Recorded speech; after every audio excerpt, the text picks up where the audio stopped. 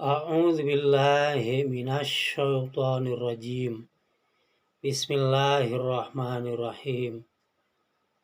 I'dilu huwa aqrabu littaqwa. Al-Quran surat Al-Maidah ayat 8. Berlaku adillah kalian, karena sesungguhnya berlaku adil itu mendekatkan kalian kepada ketakwaan. Pada kali ini saya akan menjelaskan tentang hukum perikatan dalam mata kuliah hukum bisnis.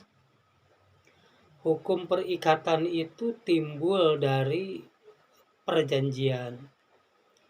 Dalam bisnis, dalam perdagangan, tentu saja sewaktu-waktu bisnis yang besar itu memerlukan perjanjian.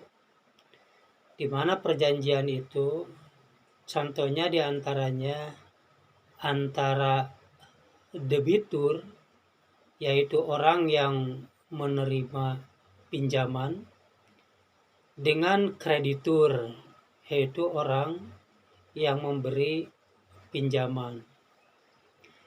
Itu mungkin saja sewaktu-waktu ada hal yang tidak diharapkan, adanya persengketaan, di mana pihak yang merasa dirugikan, ya contohnya kreditur itu berhak untuk mendapatkan keuntungan. Kemudian apabila terjadi sengketa, maka tentu saja harus ada penyelesaian. Hal ini sebelumnya perjanjian itu harus dituangkan dulu dalam perjanjian yang benar, yaitu di hadapan notaris, ya. Itu dalam bentuk akta. Ya, akta yang di hadapan notaris itulah yang disebut akta otentik, ya.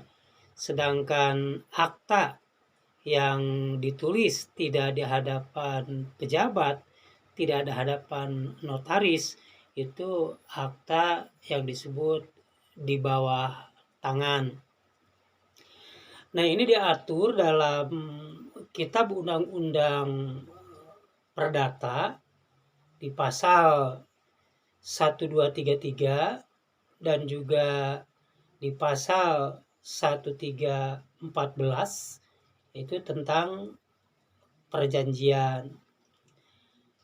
Nah, di mana akta tersebut itu dilakukan oleh orang-orang yang memiliki persyaratan. Karena yang ke-1, akta itu harus ada kata sepakat. Kemudian juga yang melakukan perjanjian itu harus orang yang cakap. Kemudian pembuatan akta itu tidak boleh bertentangan baik dengan undang-undang ataupun juga dengan kesusilaan, atau juga tidak bertentangan dengan ketertiban umum. Dari dalam akta itu harus dimuat, ya, objek yang dijanjikan itu, ya, secara jelas. Nah, kemudian kalaulah terjadi persengketaan, ya, maka itu penyelesaiannya yang ke-1 jalan musyawarah, perundingan di antara dua pihak. Yang kedua, kalaulah melalui perundingan musyawarah di antara dua pihak yang bersengketa, maka bisa diselesaikan di pengadilan, yaitu adanya penggugat, ya.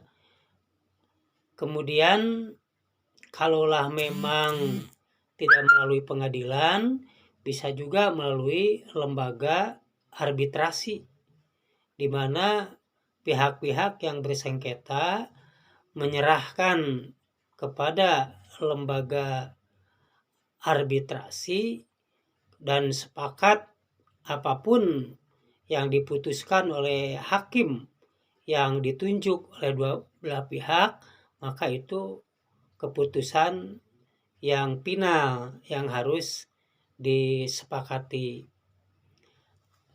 Nah, persengketaan di dalam perdagangan itu termasuknya adalah hukum perdata. Nah, demikian, terima kasih, semoga bermanfaat.